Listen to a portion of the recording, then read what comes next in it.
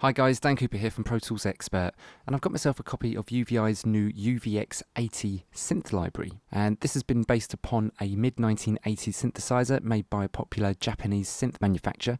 That doesn't really mean much to me. I'm more interested in this as an instrument. Is it a good instrument in its own right? I've been playing with it all morning and I must say that I am quite impressed with it. Let me show you around the GUI really quickly and then I'll play you an example of a song that I'm starting on that has a synth bass and a pad section. So the UVX80 is just like really any other UVI synth library.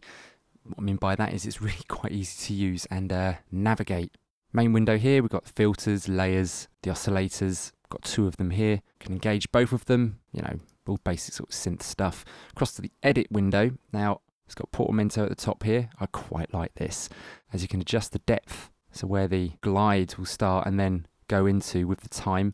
That's really quite nice. I'll play an example of that in a little bit. Detune octaves here, semitones.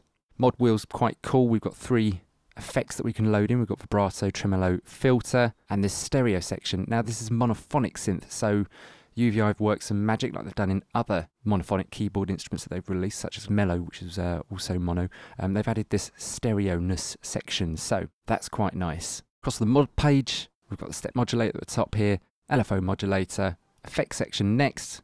Quite straightforward, but still very usable. Drive, chorus, phaser, delay and reverb, and the arpeggiator section at the end, which is great. So this has all the sort of features that you want, especially in a UVI product. Also worth mentioning as well, we've got a lot of different patches in it. It's around about 250 patches here to play with. So what does it sound like? Let me play a pad section, and I'm just going to play around with a couple of settings so you get an idea of what this sounds like.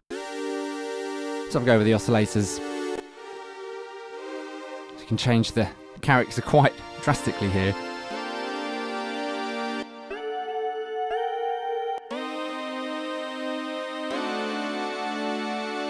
Let's go with that. Let's see if we can exaggerate that portamento.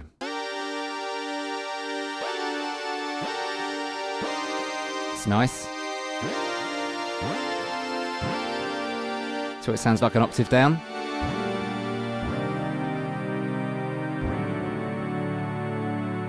Let's try some effects now. Drive. That's nice. Chorus.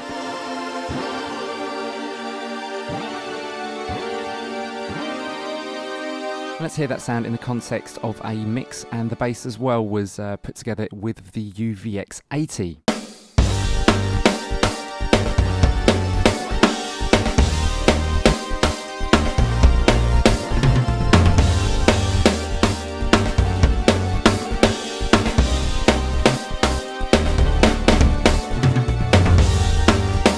Try some phaser.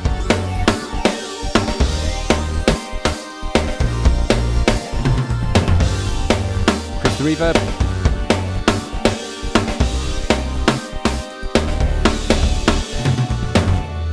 So some final thoughts on the UVX80 synth library by UVI.